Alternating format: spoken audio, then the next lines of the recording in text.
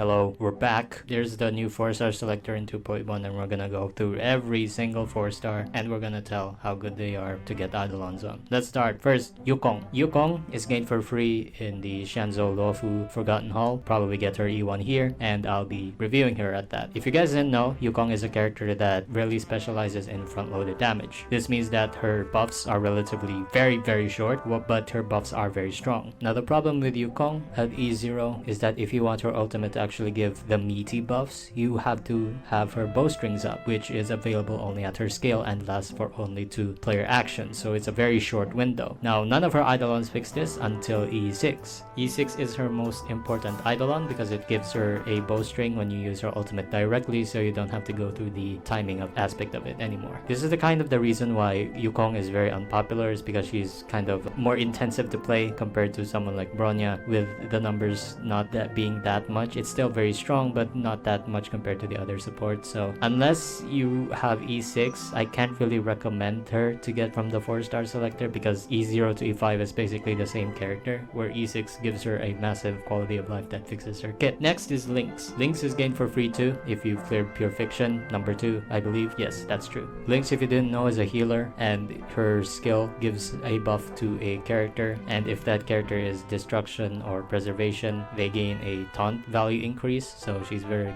cool for that. Her Eidolons basically buff this aspect of her kit, you know, giving them more effect res, giving them more HP, giving them attack. So yeah, it's pretty nice for teams that revolve specifically around her skill buff, like a Clara team or a Blade team. But otherwise, if you're just looking at her as a flexible healer and upgrade to your Natasha, then she really doesn't need her Eidolons that much. But if you're going to ask if you want to pick Lynx, you already have her at E0. Increasing the comfort of your sustain can be just much more useful than increasing the numbers on your DPS. So if you just want more comfort into your healer, then it's a good pick. Next is Luka. Luka, if you didn't know, is a sub DPS bleed DOT character that best application is destroying enemies with bleed break or in a DOT team. At E0, he's fine. He does have some dispel utility and SP efficiency to make him fairly easy to slot. His Eidolons do raise his numbers, but it's not big enough where he's make or break at E6 or something like that. Overall, in the Eidolon levels of investment, he's not really that big on it, but do note that Luka is very reliant on physical weakness, because outside of DOT he doesn't do that much damage. If you find that sort of playstyle fine and you want a physical breaker, he's probably the best one aside from Sushang, so yeah, just good character. Next is Guinaifen. She's showed up in a 4-star selector before, but let's just assume that you might get her at E0. Gui is pretty comparable actually to Pela. She obviously has a preference to DOT, but Fire Kiss is a strong enough debuff and it's AoE too that she can be used elsewhere. Fire Kiss is available at her base kit already, and like Pela, her Eidolons don't really change her SP efficiency. She's mostly SP positive given enough speed at E0. But should you get Gui at all? Actually, I think so, yeah. With the prevalence of debuff based DPS like Ratio and Acheron, Gui becomes a decent budget option over someone like Silverwolf.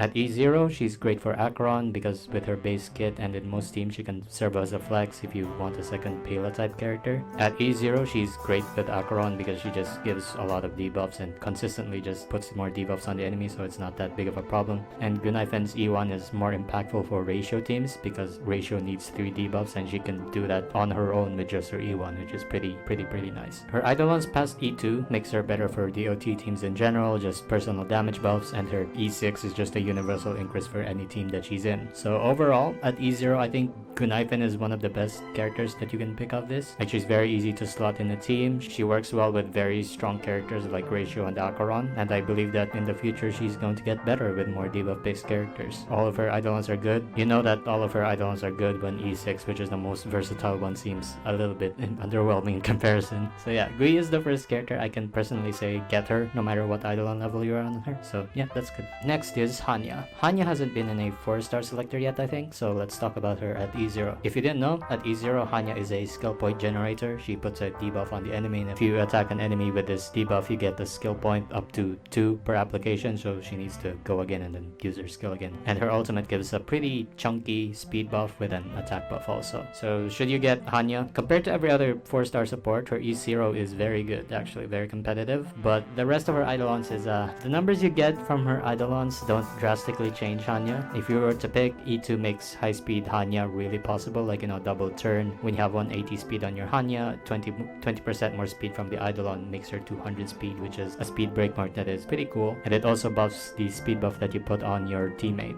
E4 in practice doesn't really feel like a lot because Hanya gets her ult up so fast that realistically the duration increase doesn't matter as much, and her E6 is a really small damage boost. So overall, Hanya has a pretty good base kit. At low Eidolon, she's very good that you don't really need the Eidolons to run her. She fits in a lot of carry and double DPS teams. If you don't have Harmony 5-star, she's one of the best at E0 Harmonies, second to Tingyun obviously. If you want to pick a breakpoint for Hanya, E2 and E4 is pretty much the only one you'll see consistent value in, while the rest can be ignored. Next is Xueyi. I love this character, but I have to be objective here. Xueyi at E0 is a damage dealer that converts break effect into a useful damage boost, so she can be both crit. Xueyi in general is a character that wants very specific things from the boss, which changes up your team to be more specific. This is because Xueyi really relies on quantum weakness to really do any damage worth of value, and it hasn't been a terribly common occurrence of having a innately quantum weak stage unless you implant, which is just Silverwolf. So should you get her or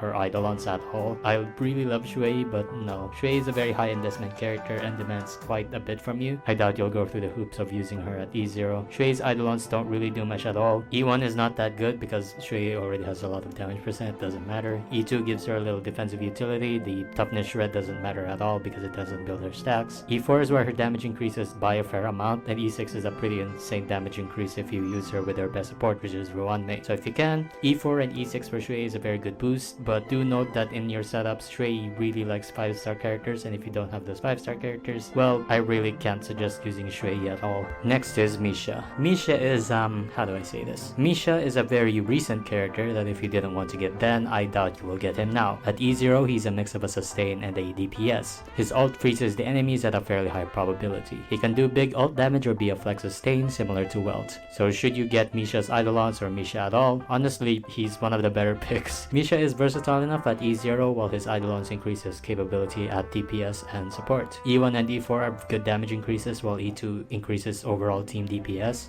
E6 isn't that important, but it is nice to have it. E2 for support and E4 for DPS are usually his best stopping points if you can get them, while E6 is just kind of a comfort pick. Misha doesn't have any direct competition in 4-star ice DPS compared to Luka and Xueyi. Herta is good for PF, but not necessarily an MOC where Misha truly shines more. Admittedly, unless you want to play around with Misha sustain, he's a character that wouldn't be your first choice in any fight if you already have much more expensive options. Like Xueyi and Luka, you do have to consider that he is a 4-star DPS at the end of the day, and 5 stars just have better numbers usually. It's also fair to note that sustained Misha does need a fair amount of artifact quality and experience to really play. Next is Gallagher. I've already made a full video on this guy and my opinion on him, so I'll just sum it up right here. Gallagher at E0 is a very unique in that his damage can be more desirable than someone lean hard to sustain. At E0, he also does something that no other healer does, which is debuff. Like Guinaifen, this makes him an option for damage dealers like Acheron and Ratio that really like debuffs, and no other Abundance character can really do that, so he has no competition on that field.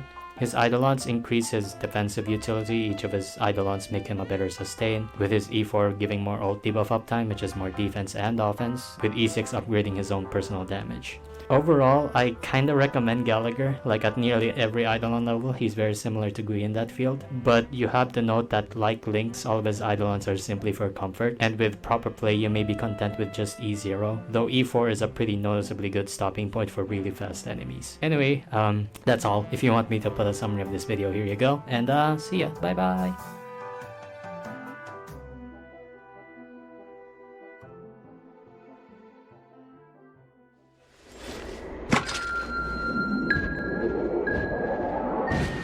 無下進みましょう。